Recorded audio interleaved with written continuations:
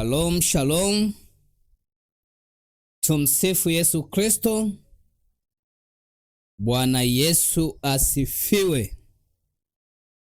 Mpendwa unayefuatilia mafundisho katika channel hii ya Mikono na Kristo, basi leo tutaenda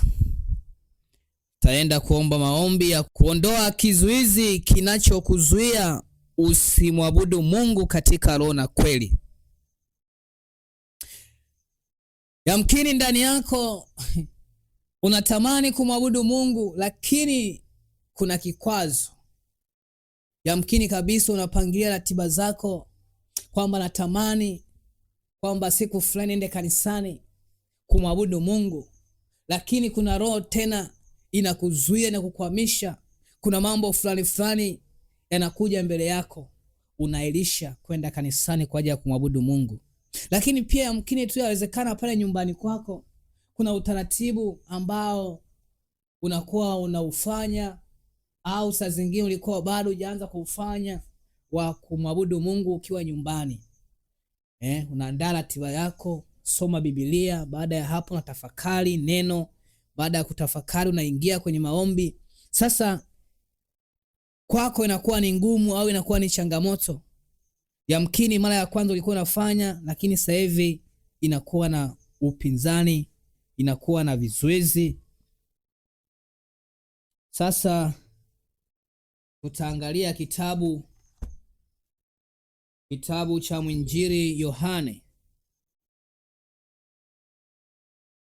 Injili Yohane sura ya 4 na tuanzie mstari wa 22.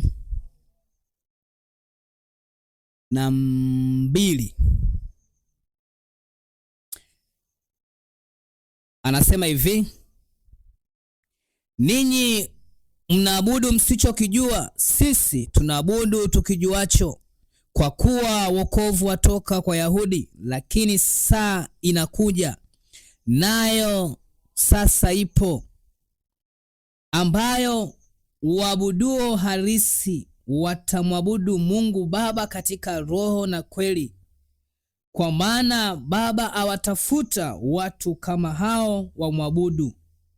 Mungu ni roho, na hao wamwabuduo yeye imewapasa kumwabudu Mungu katika roho na kweli. Bwana Yesu asifiwe. Swala la kumwabudu Mungu ni swala la kumwabudu katika roho. Tena sio roho tu, anasema katika roho na kweli. Sasa ndani yako kumekuwa na upinzani, kumekuwa na vurugu. Unatamani kumwabudu Mungu lakini kuna vurugu zinatokea. Unashindwa kumwabudu Mungu jinsi inavyotakiwa. Hebu angalia, umeamka asubuhi, umefanya kazi zako, umerudi saa zingine labda umerudi saa 3 usiku, saa 2 au saa 10 kulingana na kazi unayoifanya. Lakini sasa hebu angalia masaa yote, masaa mangapi ambao umefanya kazi zako, lakini lisali moja tu la kumwabudu Mungu linakuwa na upinzani. Na unashangaa kwenye simu unakaa masaa 3, masaa 4, 5. Maana yake kwamba ni shida. Sasa leo tutaenda kuomba sasa kuondoa hicho kizuizi, hiyo zuio linalokuzuia usimwabudu Mungu katika roho na kweli. Basi nikualike sasa, andaa moyo wako kwa ajili ya haya maombi, ili basi Mungu aweze kukupigania na aweze kushinda hichi kizuizi.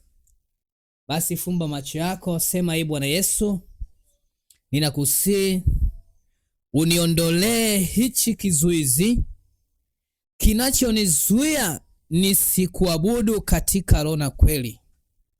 Ninaomba unipe neema, unipe nguvu ya kuweza kushinda hichi kizuizi. Yamkini kizuizi ni simu, yamkini ni kazi, zinanizuia nisiweze kumwabudu Mungu katika roho na kweli.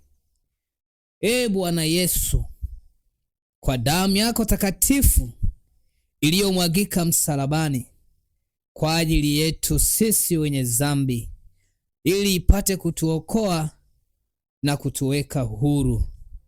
Basi Bwana, unisaidie ili hicho kizuizi kiondoke mbele yangu. Asante Yesu. Sifa kwako Yesu. Basi funika macho yako sasa nikuombee. Baba, katika jina takatifu la Yesu, tunakuja mbele zako tena siku ya leo. Ni siku nyingine Bwana. Baba, tunakutukuza. Tunasema asante kwa kuwa hata kusimama mbele zako muda huu ni kwa neema yako. Basi Bwana, tunakuomba sasa, kwa kuwa neno lako Mungu linaweza kubadilisha chochote. Kama liliweza kubadilisha moyo wa mfalme wa Asuero, mtumishi wako Esther akaenda kinyume ya utaratibu. Hata sasa Bwana, badilishe huyo baba, mbadilishe huyo mama, mbadilishe huyo kijana, mbadilishe huyo binti. Hizo roho za vizuizi zinazomzuia asiweze kukuabudu katika roho na kweli, Baba, tunakusihi sasa uziondoe. Ziondoe Bwana. Nao wakamshinda kwa damu ya wanakondoo. Naamuru sasa damu ya Yesu Kristo ipenye ndani ya mioyo ya watumishi wako, ikaondoe hicho kizuizi. Kuna kizuizi ambacho kinawazuia watumishi wako.